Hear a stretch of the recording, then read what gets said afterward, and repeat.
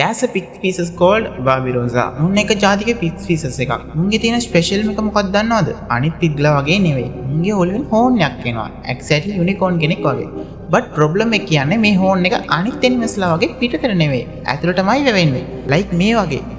So technically මේක වයසට යද්දී මේ හෝන් එක වැවිලා eventually එක දවසක් ඇවිල්ලා මේ හෝන් එක මේකගේ ඔළුව හිල් කරගෙන brain එකට එනලා මේක මැරෙනවා. මේක ගොඩාක් fast process එකකුත් නෙවෙයි. එක දවසේ මේ වගේ තියෙන හෝන් එක මේ වගේ වැවෙන්නේ නැහැනේ. හිමින් පොඩ්ඩ ඇනිලා තමයි මැරෙන්නේ. කොච්චර dramatic experience එකක්ද මේ pig එකට. මෙතනදී මට එක question එකක් එනවා. අපේ රටේ පොදුවේ group දෙකක් ඉන්නවනේ. එක group of people කෙනෙක් කියනවා God කියලා කෙනෙක් ඉන්නවා. එයා ගොඩක් හොඳයි. එයා තමයි බලලා මේ ඔක්කොම living thing create කරේ කියලා.